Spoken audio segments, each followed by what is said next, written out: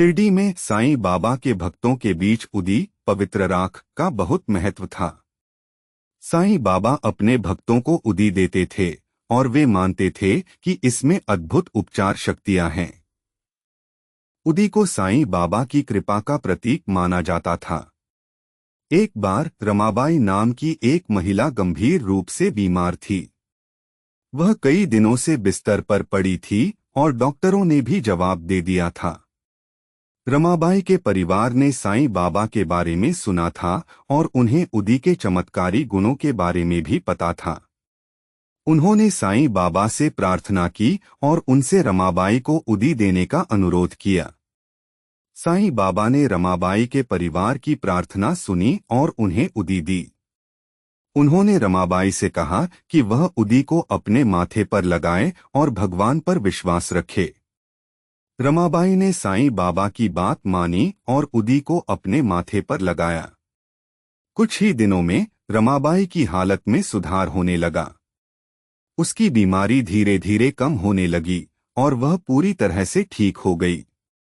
रमाबाई और उसका परिवार साईं बाबा के चमत्कार से चकित थे। उन्होंने साईं बाबा को धन्यवाद दिया और उदी की शक्ति पर विश्वास किया। एक और घटना में एक किसान अप्पा को एक गंभीर चोट लगी। उसकी टांग टूट गई थी और डॉक्टर कह रहे थे कि उसे ठीक होने में कई महीने लगेंगे। अप्पा साईं बाबा का भक्त था और उसने साईं बाबा से प्रार्थना की। साईं बाबा ने अप्पा को उदी दी और उसे अपनी टांग पर लगाने के लिए कहा। अप्पा ने साईं बाबा की बात मानी और उदी को अपनी टांग पर लगाया। आश्चर्यजनक रूप से अप्पा की टांग कुछ ही हफ्तों में ठीक हो गई। डॉक्टरों को भी विश्वास नहीं हुआ कि यह इतनी जल्दी कैसे संभव हुआ। अप्पा ने साईं बाबा को धन्यवाद दिया और उदी की शक्ति पर विश्वास किया। उदी की शक्ति की कहानियां शिरडी में फैल गईं। लोग मानते थे कि उदी न केवल शारीरिक बीमारियों को ठीक कर सकती है बल्कि मानसिक और भावनात्मक समस्याओं को भी दूर कर सकती है।